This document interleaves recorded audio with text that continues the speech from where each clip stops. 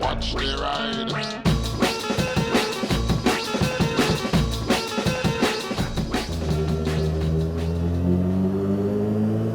So yes, I am making my way out of Tesco's, avoiding all of the speed bumps. And I think it's raining. I really hope it's not.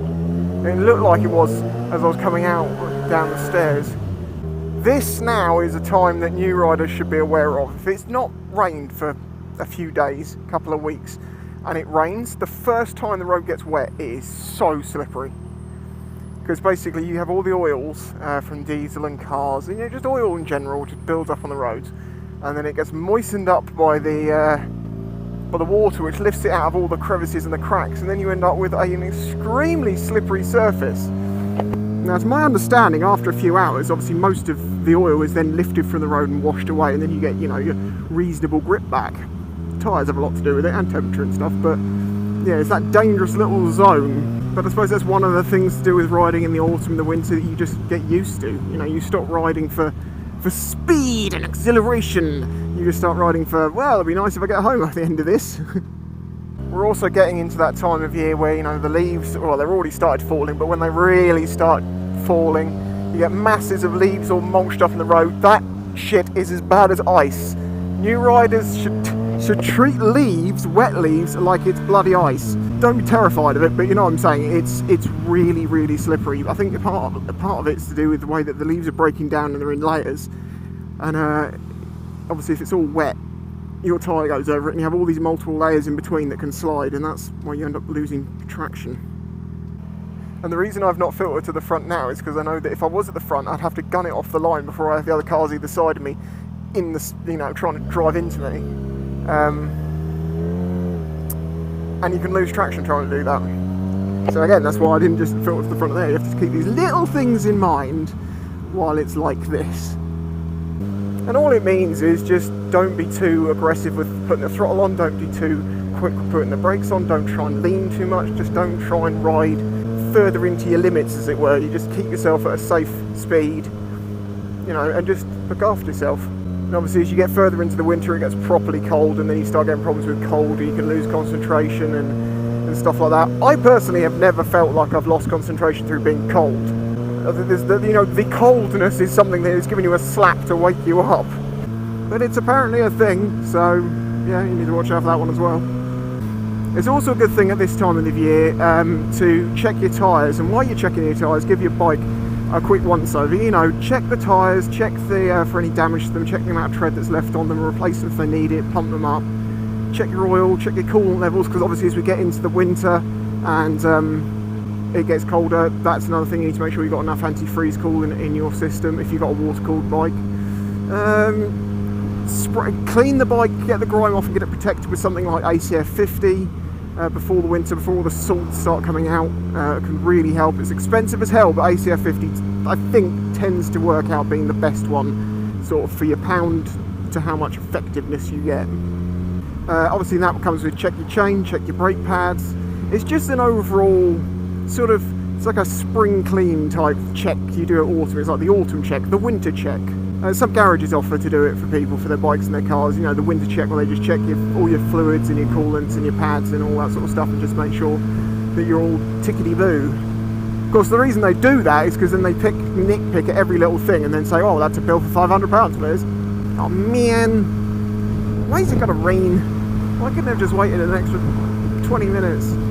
It also gets very windy this time of the year, and I found that on the lighter bikes, the 125s, they are just so much more skittish in the wind than heavier bikes like this. Like this XJ6, even though it's fully faired, well not fully, so 3/4 faired, and it's so much more bike than my old 125, this gets hit by a load of wind from the side, and oh my god, the tide is high. And on this, you barely notice it. On my 125, it used to knock me sideways, and it nearly knocked me into a curb a couple of times. Part of that is, I think I've actually got a video years old called Windy Rider, and it's talking about how to ride in the wind. Because it's not something that a lot of people really talk about necessarily, but it is a big issue. Like, well, if it's a headwind or a tailwind, it doesn't really matter. Where it does matter is when it's a side wind, and particularly if you're going along and there's buildings and then you have a gap between the buildings, then you have more buildings. You get this thing where you're all lent into the wind, or there isn't any wind, and then when you go through that hole, you basically get blasted over. All of this is part of the reason why I think probably, I don't know, I wish I knew the percentage, if anyone knows what percentage of the riders in the UK actually ride all year, because most just do the seasons, you know, summer season, then the bike goes away for 5 months, 6 months, or however long it is. Obviously that varies. Some are like super weekend riders, you know, they only ride on the hottest, nicest days, and then you've got some that, you know, start earlier and later than others, and then you've got us lot like me who ride all year no matter what, and have done for the past 10 years through every imaginable weather condition you can name that happens in the UK. Pretty much I've ridden in it. Force 12 winds, hurricanes, well not hurricanes, gales, sorry. Oh no, there's a hurricane. It was one that was technically a hurricane, I think. Lightning storms, floods, and it's funny I should mention floods as I enter this road, because I have a video called Row Your Bike, where I rode Pulse 125 through this road, and it was like a foot deep or more all the way through.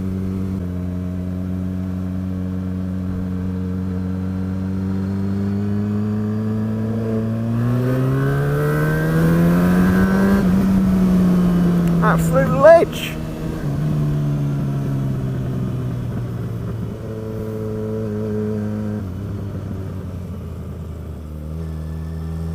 So you're just a bit more careful with all the corners, because yeah, okay, you're riding slower, it's more boring maybe, but at the end of the day, if you're not ending up on the ground, you know, having to fix some bits on your bike and maybe fix bits on you, as a best case scenario, but you know, you might not damage anything, you might be fine. You know what I mean? It's just better for this, just to be realistic, and this time of the year when things like this happen, just go careful.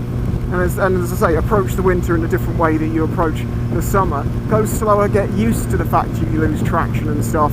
I think it teaches you a lot more, because then when you get to the summer and you know you're riding really quick, this is a dumb place to walk your dog, people, seriously. They are not local 100%. No one does that. So although I've done winter riding tips before, that's my sort of autumn checkup type video. You know, check out your bike, make sure everything's up and together. Tyres are very important. It's the one thing that is, you know, between you and the road. And in a car you get about an A4 size patch between all 4 tyres, like an A4 sheet of paper. On a bike you get like a credit card size or smaller, depending on the size of your tyres. Just remember that that's all that's keeping you into the onto the road, and you're asking a lot of it if you start really caning it around in cold, wet conditions with slippery leaves and oil and all that stuff around. So be smart, be safe, have fun where you can. There is some awesome days in the winter though, I will say, when you get these really still, sunny, bright, dry days.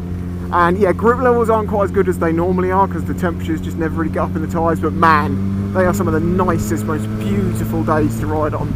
Just wrap up warm, neck scarves, padded gloves, you can get heated grips. Heated grips are a huge thing for the winter. I always said I didn't need them because I had a penis. It was like a joke to say that I wasn't a girl, but actually I'll completely take that back, because I love heated grips. It makes such a difference. But you can get heated gloves, heated jackets, all sorts of stuff. Anyway, well, thank you for watching. If you found this video useful, there are other videos for new riders, riding tips, stuff like that, in playlists on my channel, which you can go to. And if you feel like supporting this channel, there are ways that you could do that. Links in the description. I've got keychains, and I've got hoodies and t-shirts and stuff. I've got the Yes It's Legal filtering t-shirt and hoodie, which you can wear over your leathers, because a lot of people are like, but you can't see it when you're riding a bike. Wear the hoodie over your leathers. We've got the zip up ones to make it easy. Yeah, so catch you next time. Bye bye. Oh dear. See, this is one of the things about living on an island, and you have very high tides at certain times of the year. People don't know that. And this is the sea. Yeah, she's the smart one, moving it before she gets flooded in. Was that man? There was a man shaking a dog on a stick. Oh, Jesus Christ. If you enjoyed this video and the other content on the channel, please consider following the links in the description to show your support.